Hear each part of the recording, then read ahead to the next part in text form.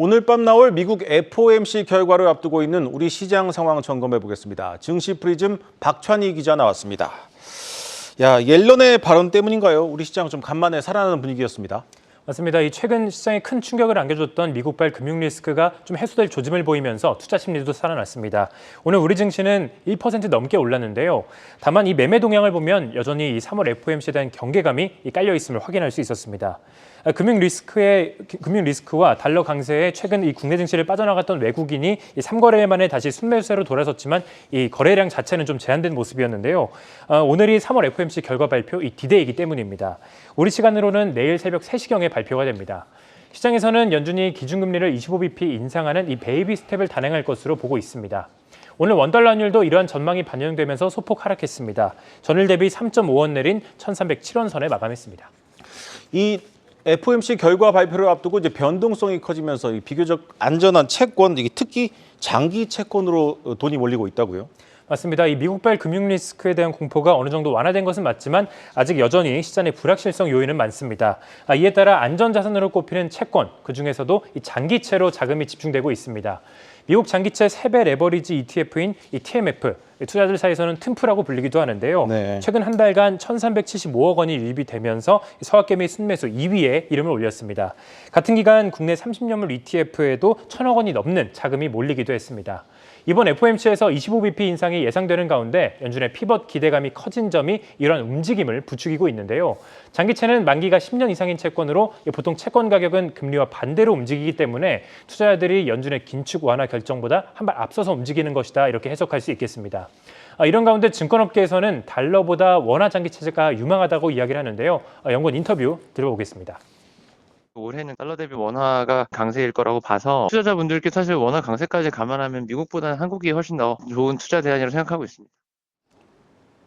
또한 내일 새벽 FOMC 결과와 다음 달 초에 발표되는 미국의 3월 물가지표에 따라서 채권 가격 변동성이 커질 수 있는데 장기채의 중장기 전망이 밝기 때문에 하락할 때마다 분할 매수로 대응하면 좋겠다라고 조언했습니다.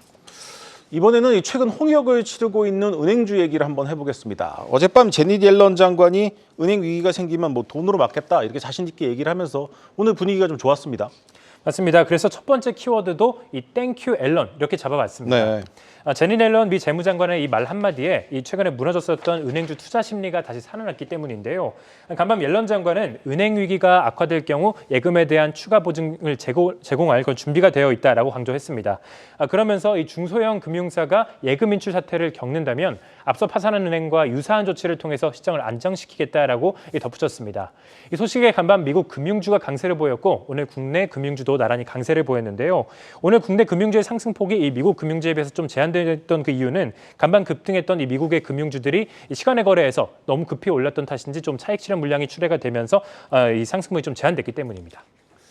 이번에는 좀 반도체 얘기도 한번 해보겠습니다. 오늘 이 말도 많고 타이도 많았던 K-칩스법이 상임위를 통과했는데 반도체 주가는 좀 어땠습니까? 양호했습니다. 오늘 양시장은 이 시가총액 상위 종목이 좀 강세를 보이면서 끌어올라가는 모습이었는데요. 유가증권 시장에서는 최근 좀 주춤했던 반도체가 강세를 보였고 또 코스닥 시장에서는 2차 전지 업종이 이 상승 행진을 이어갔습니다. 국가전략기술에 대한 이 투자 세제 지원을 높이는 조세특례 제한법 개정안, 이른바 이 K-칩스법이 오늘 국회 상임위를 통과했기 때문입니다. K-칩스법은 오는 30일 이 본회의에서 통과되면 올해부터 시행이 되는데요. K-칩스법은 국가전략기술 관련 시설에 투자할 때 세액공제율을 대기업과 이 중견기업의 경우 기존 8%에서 15%, 중소기업의 경우 16%에서 25%로 확대한다라는 내용을 담고 있습니다. 또한 현재 이 국가전략기술로 분류된 것은 이 반도체, 2차 전지, 백신, 디스플레이 이 4종인데 이번 이 개정안을 통해서 수소와 미래형 이동수단 이 2종이 새롭게 추가가 됩니다. 네. K-칩스법이 통과되면 삼성전자와 SK하이닉스는 반도체 시설에 투자할 때 전보다 2배 높은 세액공제 혜택을 누릴 수 있게 되는데요. 최근 에코프로그룹주의 이 검찰 압수수색 소식에 뒤숭숭했던 2차 전지주도 이 K-칩스법 통과 소식에 수혜의 기대감이 커지면서 개인 투자자들의 매수세가 몰렸습니다.